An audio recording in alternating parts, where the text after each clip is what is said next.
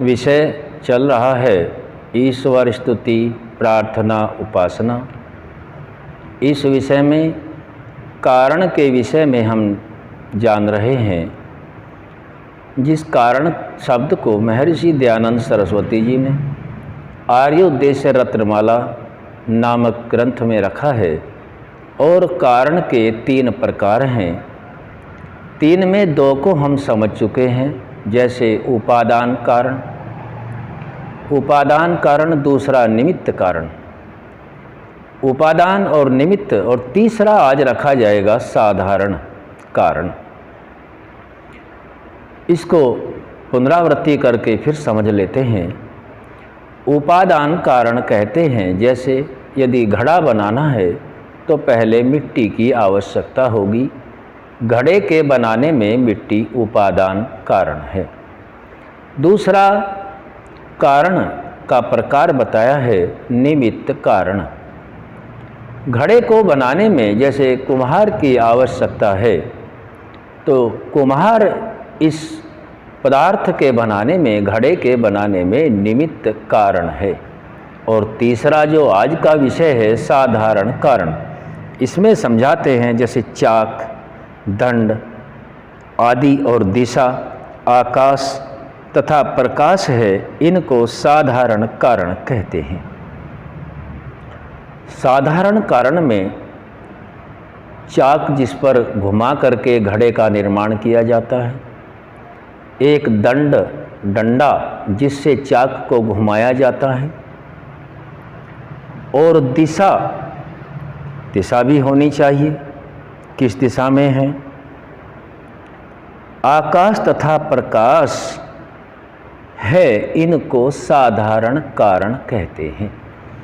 जो घड़ा बनाने में सहायक है, जहाँ उपादान कारण मिट्टी उपलब्ध है, बनाने वाला भी उपलब्ध है, लेकिन बनाने वाले को प्रकाश की भी आवश्यकता है, आकाश की भी आवश्यकता है, और दिशा की भी है, आकाश काल और दिशा। और जिस पे ऊपर घड़ा बनाया जाएगा वह घुमाने वाला चाक, और उस चाक को गति देने के लिए एक डंडा, और उसको रस्सी से अलग करने के लिए वह रस्सी भी साधारण कारण में आती है। अर्थात अब हम समझ गए होंगे कि किसी भी कार्य को कारण से कार्य रूप में परिणित करने के लिए 3 की आवश्यकता होती है। वे 3 कारण हैं। पहला उपादान कारण अवश्य होना चाहिए। यदि उपादान कारण नहीं है तो कारण से कार्य में परिवर्तित न होगा। दूसरा निमित्त कारण भी आवश्यक है। यदि निमित्त नहीं है तो भी निर्माण संभव न होगा।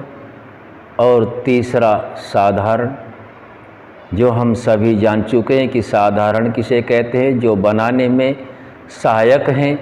चाक, दंड, धागा, आकाश, काल, दिशा आदि ये साधारण हैं। इन तीनों की आवश्यकता है।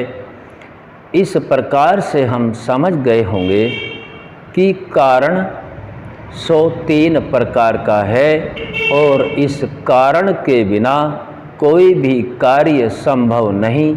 चाहे सृष्टि की उत्पत्ति का कारण हो या मनुष्य के द्वारा बनाए गए अन्य जो उपकरण हैं वे हों, कुछ भी हो सकता है, लेकिन इन 3 के बगैर नहीं होगा।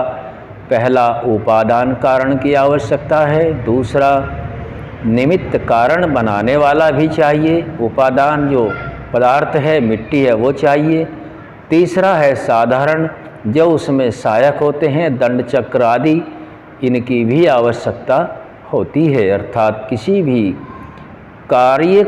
कारण से किसी भी कार्य को कार्य रूप में लाने के लिए 3 कारणों की आवश्यकता है। जैसे कारण के 3 प्रकार हम सब समझ गए होंगे। हमें इस प्रकार से समझ के सृष्टि आदि सभी जगह यह घटित होता है।